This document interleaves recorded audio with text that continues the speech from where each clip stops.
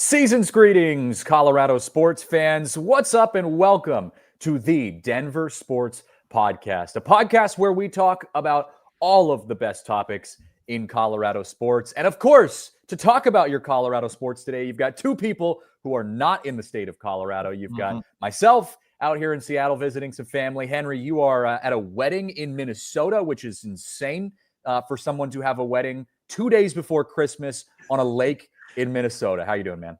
I'm doing good now, but in a couple hours I'm going to be really cold. Yeah, that's crazy, man. My wedding was in August, which is like peak wedding season, you know, that early fall or late summer.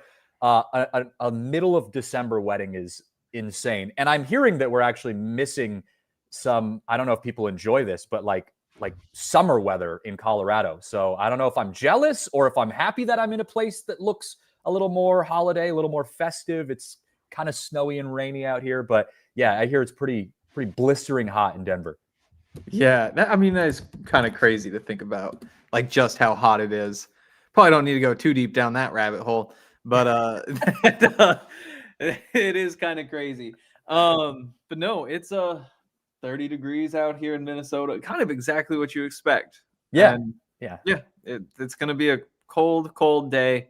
Probably have like a drink or two after though to warm up. Yeah, of course. It is weird that this season has been unseasonably warm for our Broncos. I feel like normally this time of year, anyone coming in to play at Mile High Stadium, you assume that you could definitely get snow at some point, but if not snow, it's going to be freezing cold, and it's been pretty warm. So, I don't know, like I said, if you guys enjoy that or not, but we got to talk about all things Colorado sports today. We've got a lot of topics to talk about, of course, because this is a show with Hank, who does our Broncos show.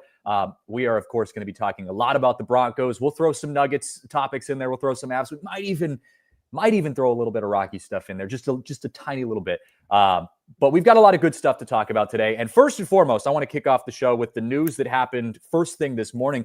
Broncos have 6 Pro Bowlers officially announced. Pat Surtain, Nick Bonito, Quinn Miners, Garrett Bowles, Cortland Sutton, and Zach Allen, all listed as Pro Bowlers. Henry, you cover this team. You are a Broncos guy through and through. Was this a surprise by any means? Is there someone that you feel like was left out? Like, how do you handle this announcement for the Broncos?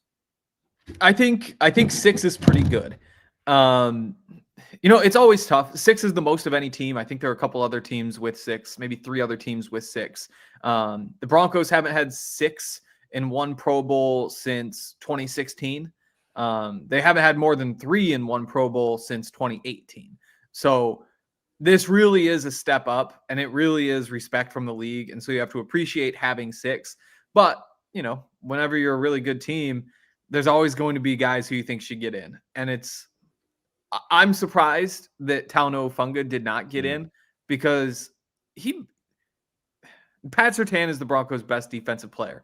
After that, though, I think it's got to be Hufanga. Then you can make a case definitely for Zach Allen, Nick Bonito. But that's just the difficulty of having such a good team is it's hard to get everybody in. Hufanga, though, is probably the one you look at and say, he really deserved it. And it's tough the way they do the safeties, because you only get the 3 safeties from the entire AFC. But to not make that cut is, I'm sure, a disappointment to him. It's a surprise to me. And you even look at a guy like Devin Key, the special teamer. The Broncos really rallied around him for him to be the special teams player from the AFC to make it. He has more tackles on special teams than any other player in the NFL by a pretty significant margin. I think he's still on pace to break the record. Plus, he does all the stuff on the blocks. But again, that's just it's really easy to get snubbed from the special teams category because a lot of people just don't pay enough attention. But those are probably the top two that stick out. And then you could throw Bo Nix in there too. Yeah. We didn't expect him to get in, or at least I didn't expect him to get in. You have Josh Allen and Drake May, who are absolute locks to get 2 of the 3 spots. And then it comes down to Bo or Justin Herbert or Trevor Lawrence. And so I didn't think he'd get in, but if people want to be upset about that, I'm not going to tell them they're wrong. Yeah, the fact that he was in the conversation for me at this point, again, given the people he was going up against, is still something to be admired. And again, I do think, it's not a surprise that the Broncos had the depth of Pro Bowlers this year that they have, given what their record is. And you knew you were going to see a lot of it on the defensive side. I do think Hufanga was probably the biggest snub, in my opinion. Is there someone on the list, and this isn't a knock on any of these guys. These guys are all outright Pro Bowlers in their mark. But is there someone on this list that you're like looking at, whether it's been Miners, maybe Garrett Bowles, where you're like, yeah, I would have traded Hufanga in their position for that if we had to choose? I think Miners is the best guard in football, so he's got to get in. Yeah. He was snubbed last year, even though he was a first-team All-Pro. Bowles is having a great season, so he deserves it. He's never made a Pro Bowl before, and he is 33 years old. Mm-hmm. So to get your first Pro Bowl at 33 years old is just ridiculous and a lot of fun. Also a lot of fun to see Courtland Sutton in the mix. He hadn't made a Pro Bowl since 2018, I believe, his second season. It might have been 2019. I think it was 2019. But he's one where you look at and say, hey, I didn't think that he was going to get in. He probably is deserving because I think he is top 4 in receiving yards among receivers in the AFC. And that's in large part because a lot of those receivers are in the NFC right now. You see Jackson Smith and Jigba in Seattle, where you are, putting up ridiculous numbers. You see Puka Nacua putting up ridiculous numbers. Amon-Ra St. Brown with the Lions. There's so many guys in the NFC that kind of pack the top part of the leaderboard that in looking back, it does make sense for Courtland to get in. NFC, you don't even get Justin Jefferson in because there's just so many guys competing and he's having like the slight down year. So no, I think for Court, it was maybe a little bit easier path this year than it has been in the past, but also he's playing really well. He's going to get 1,000 yards, but he was probably the one on the list where I would look and say, I wouldn't have been surprised if he didn't get in. Yeah, well, and he's got a quarterback who's stepped up this year Right. and is hitting him at a higher percentage than he was last year. And so there's a lot of factors to this. But either way, it's still awesome to see. It was great news to wake up to this morning that the Broncos had 6 Pro Bowlers. Obviously, the Pro Bowl game doesn't mean anything, but being able to just be named. It's like, for me, it's like the Pro Bowl is similar to making like a bowl game in college. No one really cares about the actual playing of the bowl game. I mean, you can kind of nitpick and say if you're a deep fan of the team, maybe you're interested in that.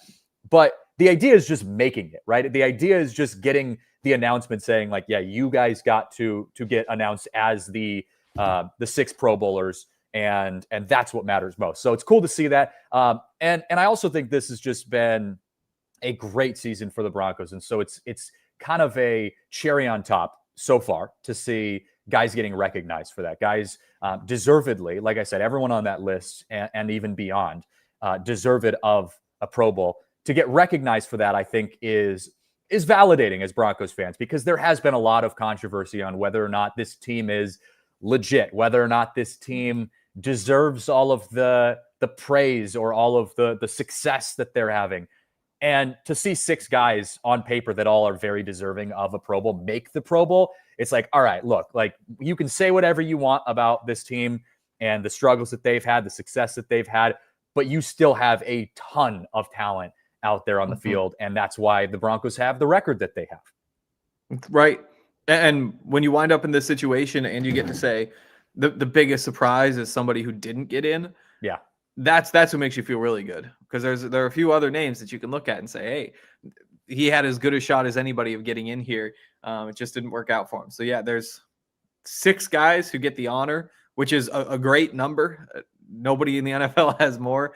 And the fact that you look to a couple other names and say, I feel like he should have gotten in. Yeah. It's a really good sign.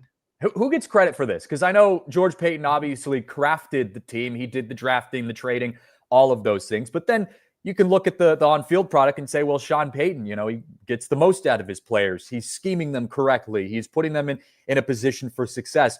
If you're looking at someone to say who gets credit for not just the amount of depth that this team has, but the success this team has had, in your eyes, who do you give that credit to? It's a lot of things. There is so much. I mean, you look through the Pro Bowlers just to start and say, okay, Cortland Sutton, he was a John Elway pick from back in the day. Mm-hmm. Same with Garrett Bowles. So you have a couple of guys who are the holdovers from that era. You've got a Quinn Miners, who was a George Payton incredible draft pick, the draft and developed D3 guy from Wisconsin Whitewater in the 3rd round. Like that's George Payton. And credit to the offensive line coaches and all that, but that is scouting. You look at Zach Allen, and so he had played in Arizona's defense when Vance Joseph was there. Played for Vance Joseph, so when Vance Joseph comes over, they bring Zach Allen with. So I honestly put that one on VJ, and I'm sure like Sean says, who do you want? And he's like, that guy. It's like, oh, good call. Or George Payton looks at him and says, yeah, this is a great decision. Bring him in. But that one, I think there's credit to go around. You look at Pat. Pat was a George Payton pick, and a good one too, because remember, everybody wanted Justin Fields. And there's almost nobody in the NFL right now who would say, I want Justin Fields over Pat Surtain on my team. Like maybe the Browns or something. I don't even know. But I don't think there is one. Yeah, the Browns do things a little backwards. They sure do. And then the final Pro Bowler, Nick Bonito. That's another just great pick. Find him end of the 2nd round. That's George Payton, the famous clip. Let's see. It came out right after the draft. He said, Nick effing Bonito at 63. What the F? Yeah. And again, so I think when you look at just the top talent, it's great. But then team as a whole, you throw Bo Nix in there. That's a Sean Payton choice. Mm-hmm.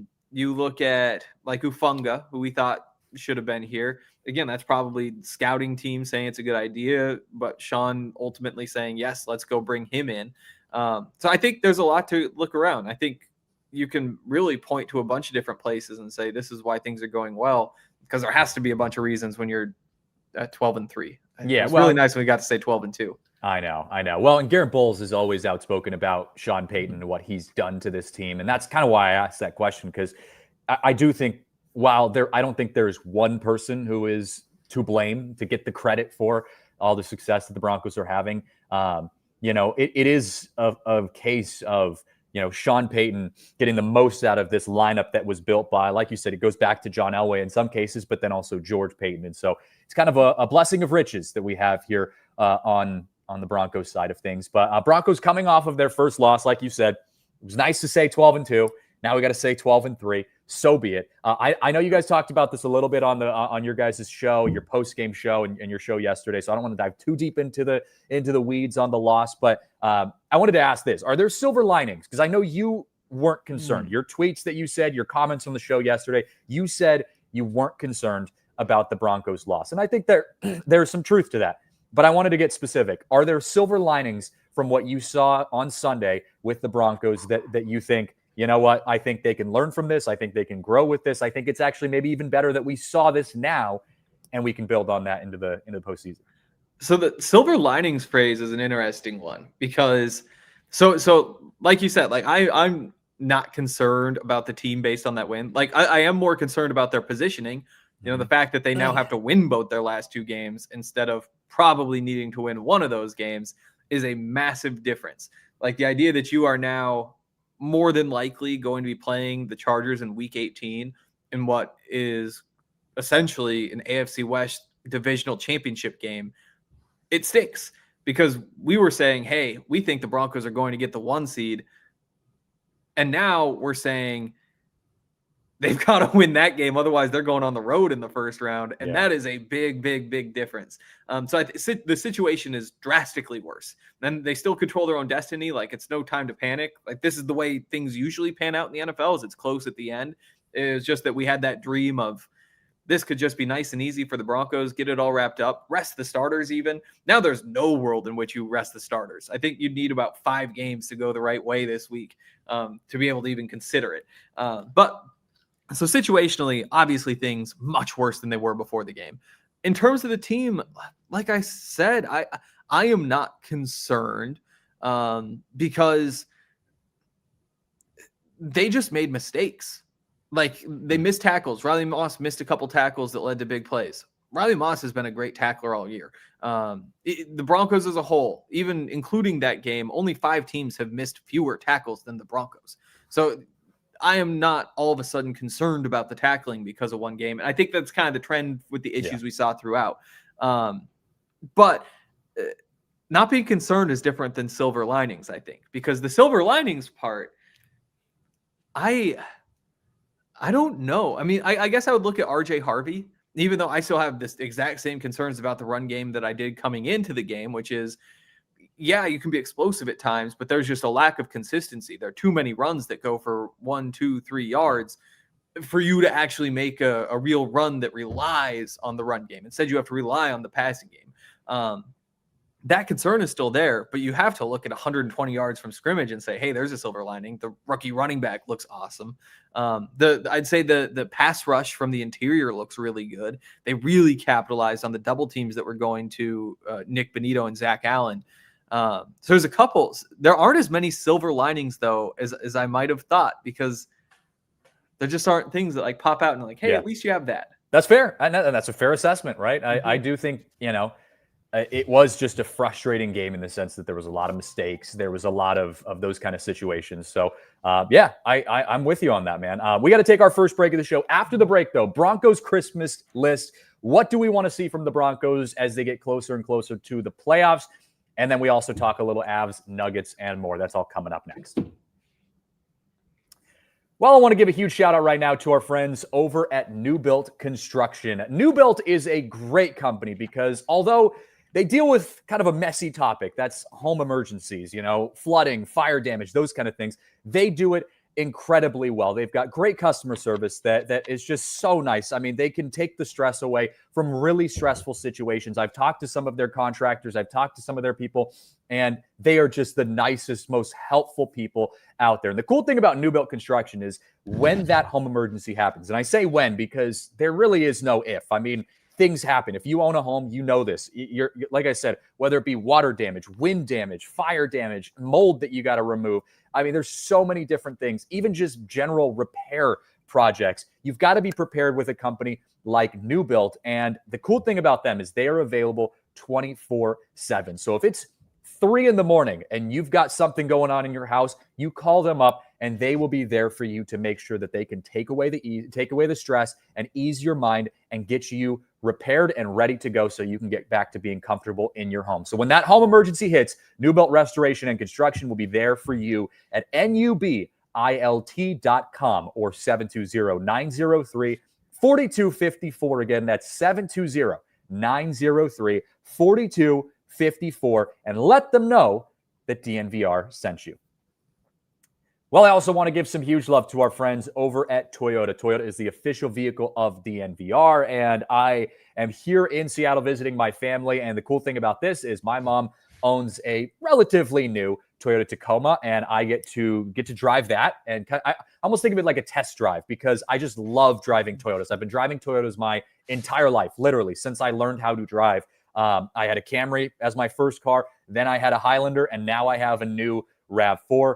My mom has the Tacoma, and it's an absolute beast, right? I think Toyotas, you just can't go wrong. Whether you're going SUV, trucks, all-wheel drive, four-wheel drive. They even have hybrid options, although my Toyota RAV4 is not one of the hybrid options. That is a very common hybrid option for them. You can see it with the RAV4, the Highlander, so many different choices. So whether you are someone who likes to get out into nature and you need a four-wheel drive or an all-wheel drive car that can get you there, or maybe you're just someone who wants good gas mileage or good mileage on your car.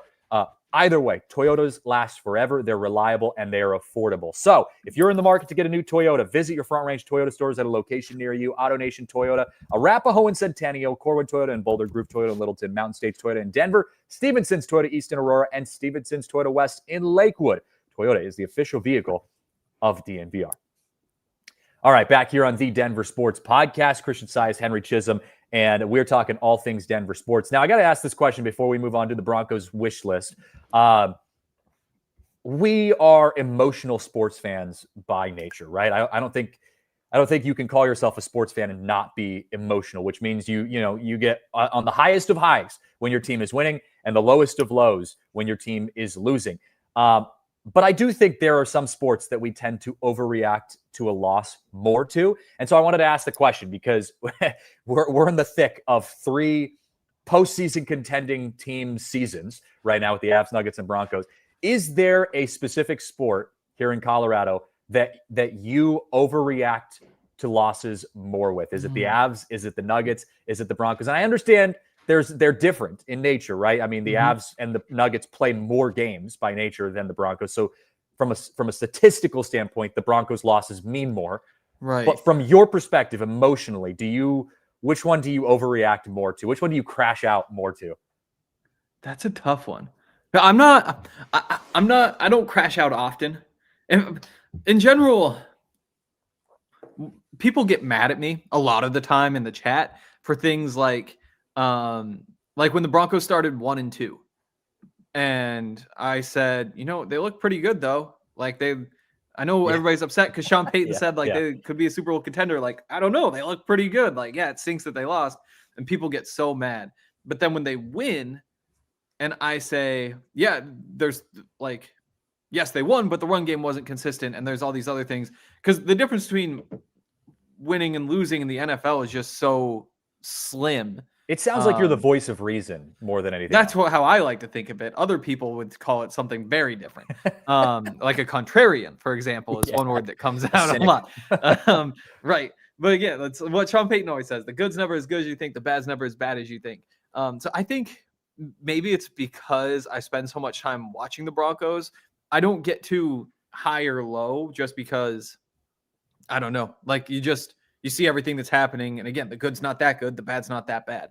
The Avs, I probably don't lose it too much. I do bet on the Avs a lot.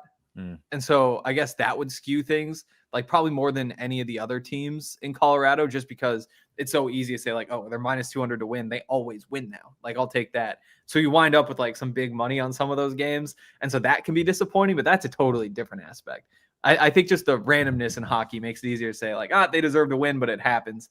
The Nuggets, though, is probably the one, just because there are teams that you lose to. You lose a game to the Hornets, and you're just you should never lose. What are you to doing? Them. Yeah. And that's different than the NFL, where it's hey, everybody's good. The game goes in different ways sometimes. In hockey, the puck bounces one way or the other. Obviously, I'm just numb to the Rockies. Rockies loss means nothing to me. I won't even stop smiling for a second. A blown bullpen, you're not even crashing out. No, it's just here they go again. That's our Rockies. So I think I'd have to go Nuggets. Dude, I'm with you, man. 100%. Nuggets all the way, because the Nuggets just do dumb things. And I feel like at times, and I'm not saying all the time, I mean, I absolutely love the Nuggets, which I think is why I crash out about them so much sometimes, because they leave you wanting to pull your hair out. I feel like the Broncos, there's moments of that. And I think, again, because of the weight of what one game means to the Broncos, there's more to it. You feel like it's like college football. If you lose one game in college football, your hopes of going to the college football playoffs are cut in, down to minimal size at that point, just from losing one game, it feels like, depending on the team. And so I understand that there's some weight to that with the NFL, but I think it's the way that we see Nuggets losing games. You'll be up by 30 points in the second quarter and they lose the game. And you're just how? You just needed to not take your foot off the gas and you would have been totally fine. I think it's the ebbs and flows of an NBA game that just piss me off sometimes. I'm also a basketball traditionalist. I love college basketball. I love small school basketball too. You get into some of the small D1 schools and D2 college basketball. I love the fundamental game of basketball, and the NBA is so opposite of fundamental basketball that it just makes me want to scream at the TV sometimes when I'm watching the Nuggets just not playing defense, or when I'm watching, those kind of things just get me more riled up than anything else. So Nuggets although I do think they have one of the best chances of winning an NBA championship out of any of our 3 teams, those losses just get me more fired up than anything else. Yeah.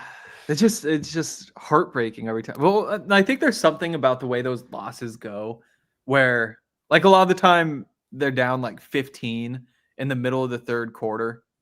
And you're just like, well, if you beat them by 5 the rest of the third quarter, then you're only down 10 going in the fourth. And you're just like constantly trying to do that math.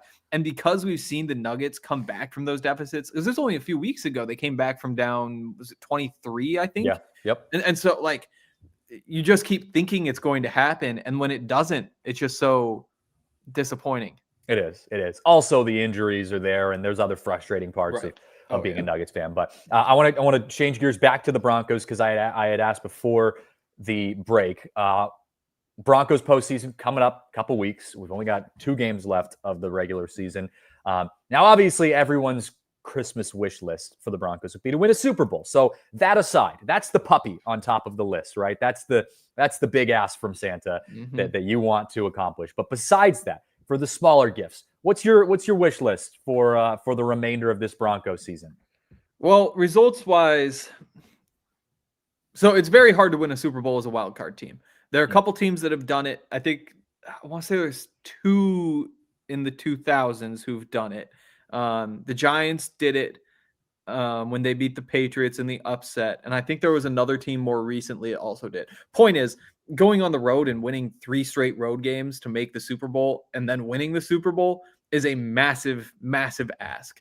So again, like, this is maybe cheating just to say win the AFC West and get yourself a home game, get the 1 seed so that you only have to play 2 home games instead of 3 road games to get to the playoffs. That's a huge gap.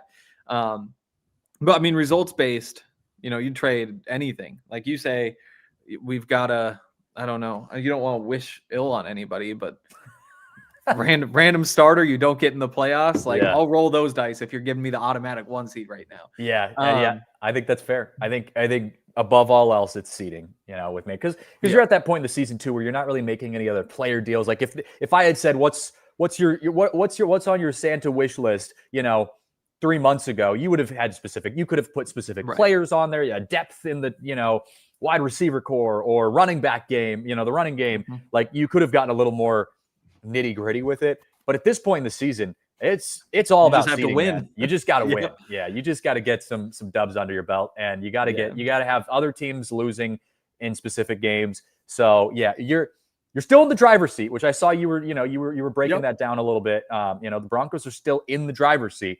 But if you're asking Santa for anything big, you need that 1 seed. Yep. And I think if you're looking just pure football wise, just consistency running the football. Like that, if you combine the explosiveness that they have right now with the ability to just get 3 or 4 yards every time, or close, not even every time, 75% of the time, all of a sudden you're a really, really good offense with the growth you've seen from Bo, with J.K. Dobbins out. Again, talking wish lists, would have been really nice to know J.K. Dobbins was going to be out right before the trade deadline instead of 1 week after the trade deadline, so that you couldn't go and patch that. But I think that would be number 1, just pure football wise. What do you want to see? It's that. And maybe you throw like better tackling on the list. But like I said, 1 bad tackling game doesn't scare me. I think that you don't have to ask Santa for that. That's just going to be fine. Is it fair to ask for less penalties? I feel like, or is that just like an identity? Because I saw Benny was talking about that yesterday on X's and O's, and he's like, we're kind of at this point where it's like, it's not a surprise anymore. Like, this is who you are, and you have to figure out how to work around that.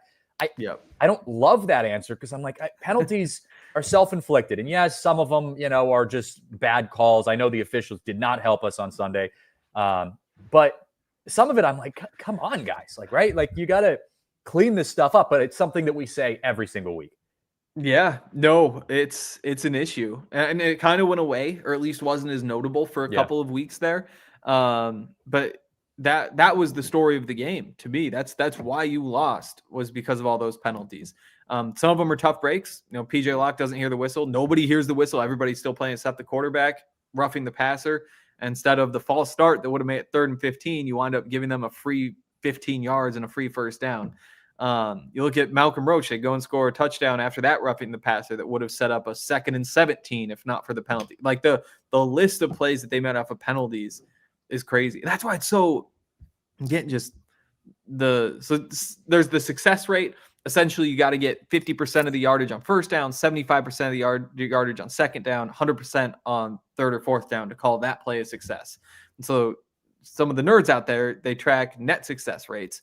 So the Broncos, of all teams in the NFL, were 7th in net success rate last week in a loss. Like in terms of their success rate versus the Jaguars' success rate, the gap was that big. There were only 6 teams with a bigger gap against their opponent because down to down, the Broncos beat the Jaguars. They were the better football team other than those explosive plays.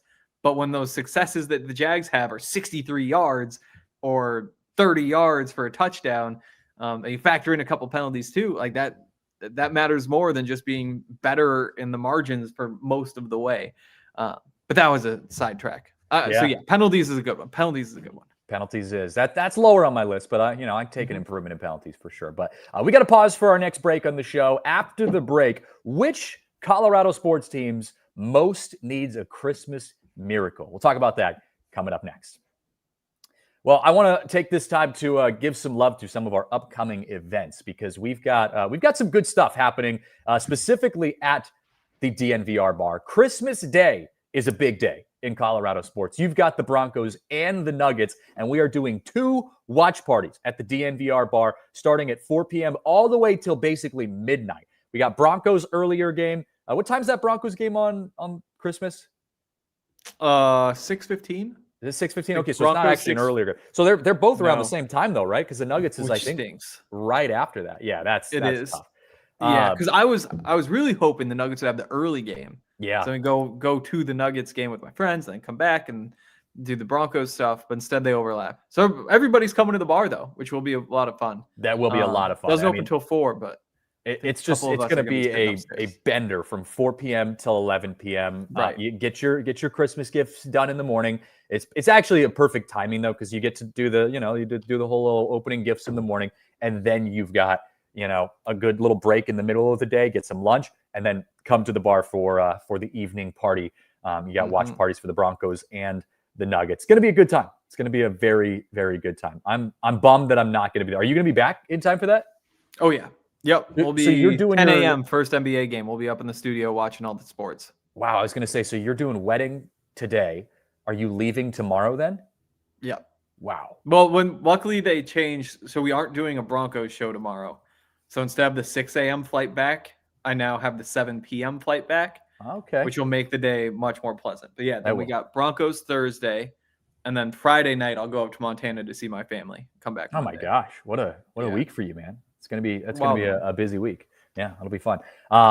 We also we did just have the Elway watch party as well at the DNVR bar last night. I know you haven't seen it yet. You and I have both been traveling, so we're both kind of in the dark on this. It is high on my list of documentaries to watch. If you guys watched it at home, drop a comment in the chat. Let me know what you guys thought.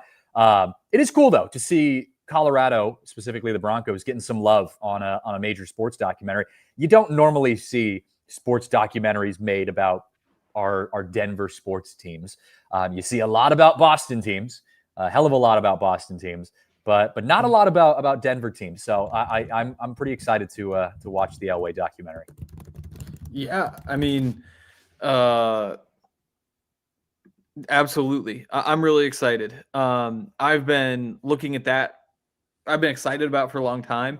And obviously know the Elway story, but when you have the access and those sorts of things that they have,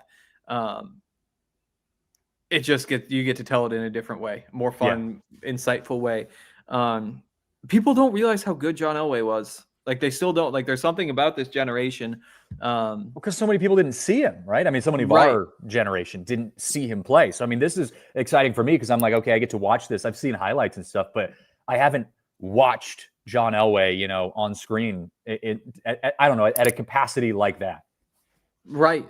And I mean, he is growing up. He was the greatest quarterback who ever lived. Mm-hmm. And I think that that's the piece that gets forgotten because now you have Tom Brady and like there's the Peyton Manning conversation also. But growing up, he was the best quarterback ever. And I think there was always the like Joe Montana pushback. Now Joe Montana has kind of been like elevated in those conversations because of Tom Brady. Because everybody says, well, Tom Brady's so good. Look at all of his championships. And they're like, well, if we're doing this for Tom Brady, we have to do it for Joe Montana as well. And so then Joe Montana is now like, oh, well, he's got to be right up there because look, that's how we grade Brady. But no, like you look back at like a lot of the lists from the like early 2000s, who is the greatest quarterback of all time? I think even in Peter King wrote like that quarterback book for Sports Illustrated. It's like, yeah, John Elway was the best ever. And that piece of the story kind of gets lost because now you look back and say like, oh yeah, he was pretty good. But it's similar to like Larry Bird at the time. I guess even Larry Bird wasn't the best ever though. Like I bet at that point you're still saying Wilt and some of those guys. So I'm excited to go back and just see the whole thing because he's the biggest character in the history of Denver sports. He's the Duke of Denver. I also think people, myself included, forget how much he struggled at first, right? Like because you think of John Elway as someone who just, when you imagine him and when you imagine his legacy, I feel like you forget how much of a challenge it was for him to get his feet underneath him when he got to Denver and the struggles that he had. So that's partially why I'm excited to watch this documentary too, because I'm like, I feel like it, you know, you even see it in the trailer, you know, I mean, it showcases the good and the bad. I mean, when he was struggling that first year, people were very, very critical of John Elway because of the expectations that were on his shoulders. And you see some overlap with that and what's happening with Bo Nix, or what happened with Bo Nix, and, you know, people expecting him to be the future John Elway, the future Peyton Manning, you know, I mean, at some point in his career, and how high those expectations are. And whenever Bo Nix has an off game, which there haven't been a ton of them this year, but, you know, there've been some games where they were a little questionable, where you leaned on your defense pretty heavily. You know, people are very critical of that. So I'm interested to watch the documentary also from the lens of Bo Nix and the era that the Broncos are in right now, and seeing kind of how everything overlaps. So yeah, that'll be exciting. It'll be exciting to watch. What's your favorite sports documentary, just while we're on the topic? It could be Colorado related or not. Yeah, I mean, I like all those 30 for 30s. There are very few bad ones. I think the one that sticks out is like the Fab Five. That one was awesome. I think that would have to probably be number one, although there are so many, like you watch them all that you could even forget how much you liked one of them. Yeah. Yeah. No, that's good. That's a good one. I do think there was a 30 for 30 on the Bay Bridge series between the Oakland A's and the Giants that just, as someone who has family from the Bay Area and stuff like that, like I watched a lot of those games growing up as a kid, and it was always a crazy rivalry. And now it's a bummer because we don't get to see that kind of stuff anymore, because you know, the A's are in Vegas or Sacramento, and, you know, I mean, it's just rivalries aren't the same in some of those sports. But yeah, cool that we get to see a little John Elway documentary. We'll have to watch that here coming up soon. But no, that's gonna be awesome. But that's one of those. I have to ask Lexi if she's interested, and if she's interested, then I'll watch it in like 2 weeks when we both have time to actually watch it. But if she's not interested, then I just get to watch it on the flight tomorrow. Yep, exactly. Exactly. All right, I asked before the break, which Colorado sports team is most in need of a Christmas miracle? Now, this is a kind of general question, because you got to define a Christmas miracle. What does that mean? What does a miracle look like? Is a miracle the Broncos winning a Super Bowl? I would say so. I mean, given the expectations of this team coming into this season and how this was just supposed to be a building year, is it more of a team like the Nuggets that have been plagued with injuries? Is it a true miracle in the sense of, you know, taking a team like the Rockies, who, you know, were dirt bottom in these last few years, and saying, hey, maybe they're not a playoff team next year, but like they shock the world and actually win a handful of games. And, you know, like what team do you think in your mind is the most in need of a good old fashioned Christmas miracle? It's really tough. I mean, so Broncos a miracle. I mean, what would that? Because it wouldn't be a miracle for them to get to 1 seed. You just got to win 2 games. You know, like it's all just laid out right there for them. 2 winnable games too. Absolutely, and then you just have to win 2 home games in the playoffs, and then you're right there. And the Broncos, I guess before this week, they'd won 12 in a row at home. I think regular season games, the home team wins 66% of the time. You factor in that in the playoffs, the better team is at home. That's the point of the structure of the playoffs. You'd say you have a really good chance. I don't know that qualifies as a miracle. At this point, it would have been before the season, absolutely. Yeah. But right now, there's a reason. Are they still third in the Super Bowl odds? They might not be. They might have dropped down to fourth or fifth after the loss. But I also can't. Maybe it's the Nuggets, because the Avs, it certainly isn't. The Avs are just the best. Nuggets, though, you have the Thunder, and you have injuries, right? But the injuries will settle themselves. I think expectation is Christian Brown is back the next couple weeks. Aaron Gordon, like, if you get more injuries, then it's trouble. But as of now, knock on wood, they should have everybody by the playoffs easily. So I don't know. It's between the Nuggets and the Broncos for the toughest path. You probably just have to go Broncos by default. Although the difference, having a team like the Thunder right there is tricky, because that's a team everybody expects to win. Yeah. If you're going miracle based on who's got a bigger chance of winning a championship, and what can we do to get that team there? Yeah, Nuggets and Broncos, they're in it. But I gotta give some love to my good old Rockies. I wear them near and dear to my heart all the time, always. And it's been sad what that team has fallen into over the last decade or so. The ownership has been a challenge, to put it very politely. But now it feels like they're turning a new leaf, and they've got an entirely new front office. Things are looking a little bit better from an organizational standpoint. It looks more competent, right? We were with them in winter meetings, and we're having meetings with the front office, the GM, the president of baseball operations, and everything just feels so different. It feels more genuine. It feels more intelligent, more productive. But it's gonna take a long time for this team to be even remotely competitive again. I mean, you're looking at probably another 100-loss season again next year, maybe a 90-loss season the year after that, and then maybe you can start talking about making taking some bigger risks, and hopefully getting a team that's just a little more competent. But you're still 3 to 5 years away from being even just in the mix.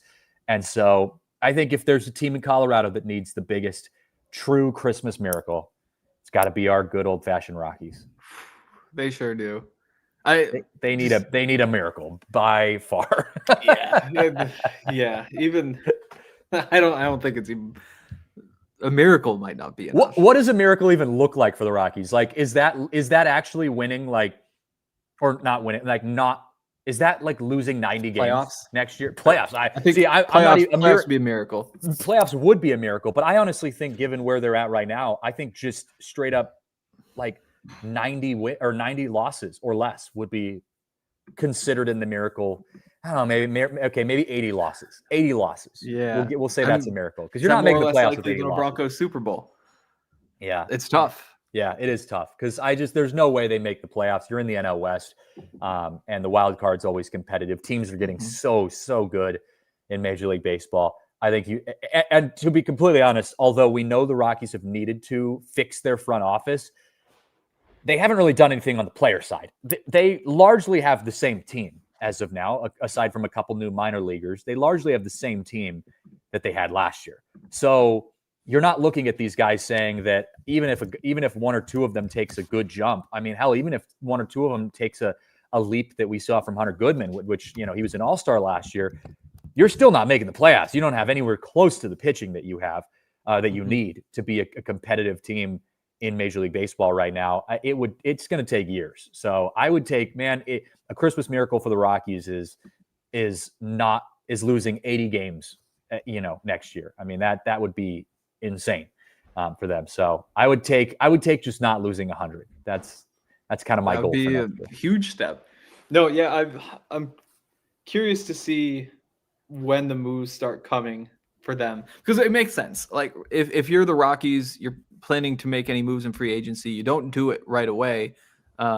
You wait to see where the value is. Like, let everybody spend all the big money first, and then figure out who isn't happy with the offers they're getting, because that's probably where the value is. And then you throw in, they didn't even have a front office or anything for half of the free agency so far, so it makes sense to wait. But I'm curious. Just give me Luis Arias Find a couple pitchers, and we're all set. Dude, if we get Luis Ariz, man, for the Rockies, that's my Christmas wish list. We're going to talk about the Avs and Nuggets. We're talking about the Avs and Nuggets Christmas list here in a second. Rockies Christmas list, give me Luis Ariz for 3 years. Yep. I mean, because what's the deal? He's got the super agent, Scott Boras or whatever. Yes, he does. The idea is you either get your big number or you take the short deal so that you can get it next time. You know, what better way to get it next time than say, hey, I'm going to play for 2 years. If I'm getting offered the same amount of money to go anywhere, give me 2 years in Colorado.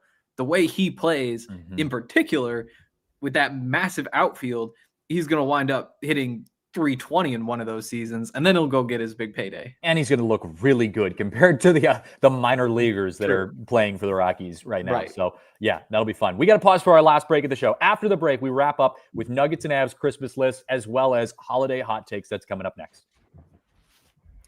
All right, wrapping up the Denver Sports Podcast. Nuggets and Avs Christmas list. We talked about a little bit of the Rockies Christmas list. We talked about a little Santa wish list for the Broncos, getting the number 1 overall seed, maybe less penalties. What's the Nuggets Christmas wish list for you, Hank? You're a big Nuggets fan. I know you go to a lot of their games. What's on your list? You just got to get healthy first. Just Christian Brown, again, should be back on the road trip is everybody's expectation. Aaron Gordon shouldn't be too far behind, although that seems more up in the air. You worry about the hamstring with him, given that it's happened before. We all loved when Aaron Gordon played through the hamstring injury last year in the Western Conference Finals, even though he could barely get up and down the court, wasn't explosive, but was still knocking down shots.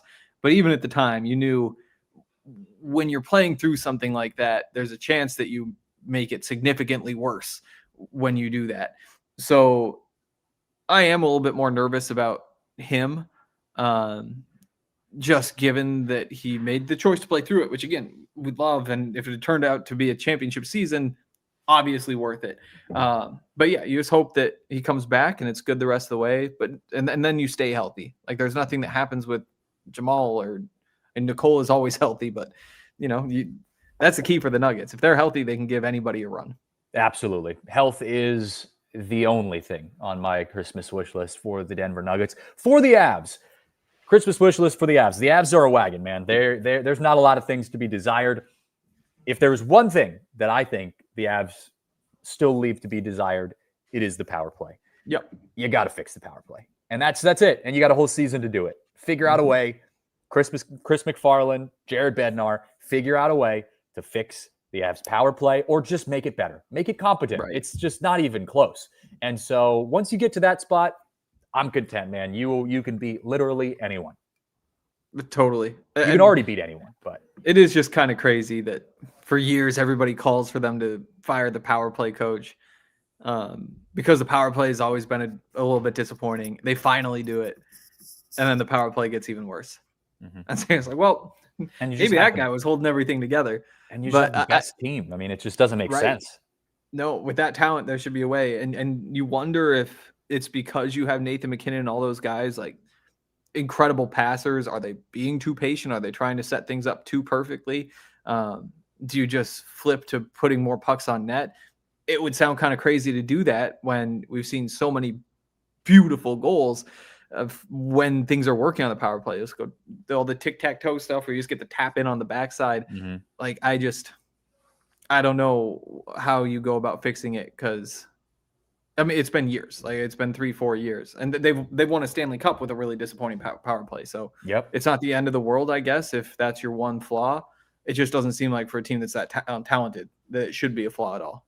Yeah, that's the point. I do think if there was a reason for it, if you had a bunch of big, heavy guys that weren't very fast, they were just sharpshooters, and that was your identity and you were super good at that, and maybe that doesn't translate to a power play, that's maybe different. But the Avs on paper look like their power play should be one of the best in all of hockey. They've got 3, maybe 4 of the best physical players on the ice at any given time in the NHL, and somehow it just doesn't work. And you just I don't know if it's an in your head thing or if it's a scheming thing or what. And if they can find a way to, like I said, not even fix it, but just improve it, get it to a point where it's not really a liability, that's a totally different game. for the Avs. And we're nitpicking here. Let's be real. I mean, the Avs are an absolute horse, but if I think, come a seven game series against the Stars when it matters most, you need to have all your pieces firing. And if we're going to be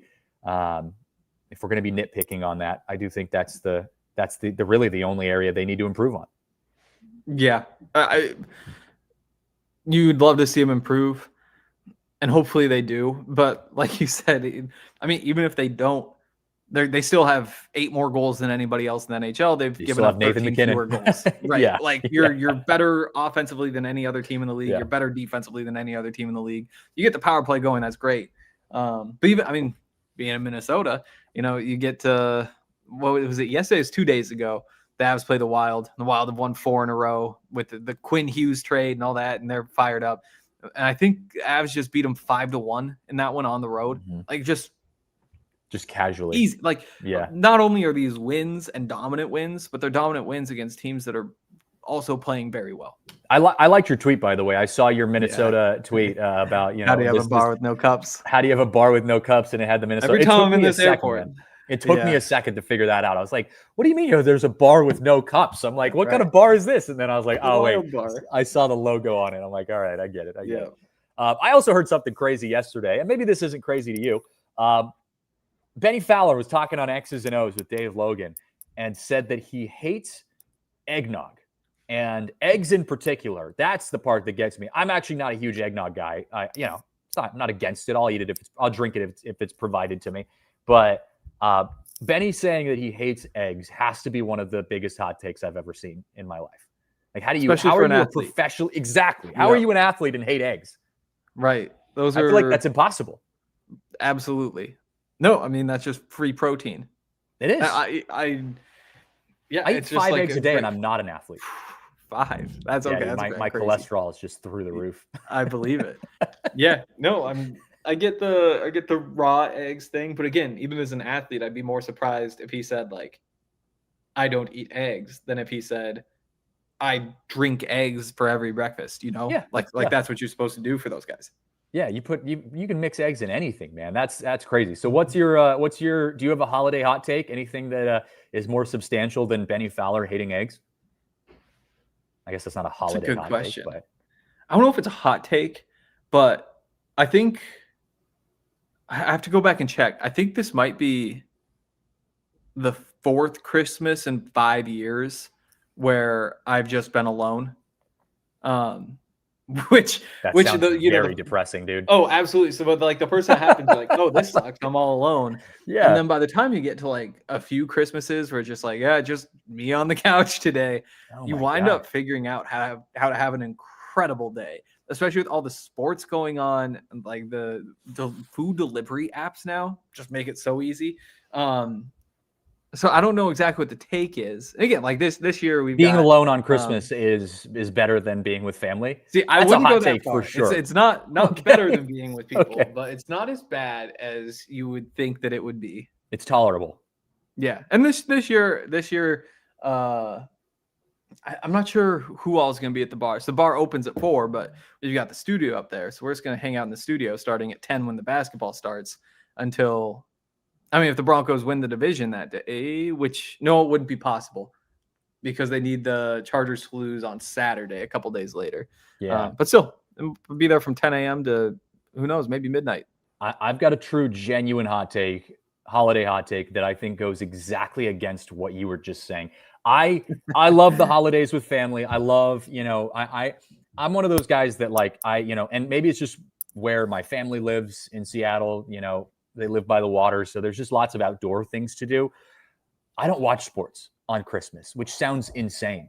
I'll watch it when something important's happening. Like I'm going to watch the Broncos specifically because it's a meaningful game this weekend or this Christmas. But my hot take is I don't think there should be sports on Christmas. Yeah, I think I obviously couldn't disagree more. It's what it's all about. Yeah, I know. I think there should be a genuine break for everyone, for the athletes, and maybe this is the wholesome side of my take. The athletes should get to go home and spend time with their family. Like I broadcasted college sports. I played college sports, but I broadcasted college basketball. I do broadcast college basketball. But I did it in college when, we were traveling, and there were a lot of times where we weren't able to go home for the holidays because you had games, whether it was the day before Christmas, the day after, like there were games always just in that time. And it just sucked. Like the players hated it. Like the families hated it. It just sucked for everyone associated with that. So yeah, again, maybe I'm looking at this from a different perspective. Maybe I'm looking at it from the player perspective, aside from the fan perspective. For the fans, I understand. But that is my true hot take, is I just think everyone should just have a day at home with family, or by yourself in your case, although it sounds like that would be a little more miserable if you didn't have sports. There would absolutely be. Again, like the NBA games on Christmas are incredible. And this year in particular, the NFL games aren't anything special. But the NBA games, again, so like this year you start with Cavs-Knicks, Eastern Conference Finals rematch from last year. Yeah. You got the Spurs and the Thunder right after that. Thunder have only lost 3 times this year. One of them to the Spurs last week in Wemby's first game back. Incredible game. Next game, maybe a bit of a snoozer with the Warriors, but it's Steph Curry. And if you want to have Steph Curry, you have to be playing him against a team he's capable of beating at this point, which is why the Mavs are there. You're not playing them against the Nuggets or somebody who's just going to blow them out. Then you get to the Rockets and the Lakers, speaks for itself. And then, of course, Nuggets and Timberwolves. You pick the 5 best games possible. Incredible for just one day. And then the fact that the NFL is getting into Christmas now, too, is kind of cool. But to me, that's just the best NBA day of the year. Yeah. I get it. I understand. It's just... my heart goes out to these athletes, man. Their families are. They'll be fine. Yeah. You're like families can be courtside. They'll be just fine. Yeah, they'll be doing good.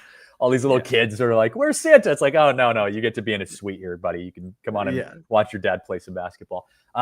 What's your favorite Christmas game memory? Like basketball, football? Like what is there one that stands out to you? Because like I said, I mean, although I'm not a huge fan of sports on Christmas, I still watch. It's not like I don't watch. It's just, I would just prefer it to be the next day. I'll go back a long way. And it's going to take me a second to see if I can find the actual game, but I would have been, I'd guess 10. I'll guess I was 10, maybe 11 at the time. And the game was, I think it was the Nuggets and the Spurs, but it was the first time in a long time that the Nuggets had a Christmas Day game. And at the time, that meant you got the Christmas Day uniforms. They used to give every team in the league a special uniform just for that day. And I think that year they kind of looked like Christmas sweaters. They weren't good uniforms, but that was back before teams just had new uniforms for every season, or that they had 6 uniforms that they rotate through every given year. So the idea that the Nuggets, who've had the same 3 uniforms that they've worn for my entire life, were finally getting to wear this new Christmas Day uniform. And I'd always wondered what that looks like. I don't remember much about the game, but I remember being really excited for the game and then finally seeing them in the uniforms and just being the coolest thing ever. Yeah, that's fair. That's fair. There are a lot of good sports memories on Christmas, and that would have been 2009. Oh, okay, wow. So you the Blazers. Wow. Yep, it was 15. So I would have been 12. It'd been 15 years since our last Christmas Day game. Wow, that's it's been a minute, man. It's been a minute. It does help when you have games that mean something. Like I said, the Chiefs, the Timberwolves, and the Nuggets. The Chiefs and the Broncos, Timberwolves and the Nuggets. I will watch those games. I'm going to be watching those games. I'll probably come back from all of our Christmas stuff and turn on the games in the afternoon. It's a little bit different watching here on the West Coast. The timing is just a little bit shifted, but I am excited to watch the Chiefs and the Broncos. I don't really know what to expect. On paper, the Broncos should absolutely, demolish the Chiefs. The Chiefs are banged up. They don't have Patrick Mahomes. Who's going to be the quarterback, by the way? I saw Gardner Minshew was having some issues with the Chiefs as well. Yeah. So Gardner Minshew, it's not a torn ACL, which is obviously good news.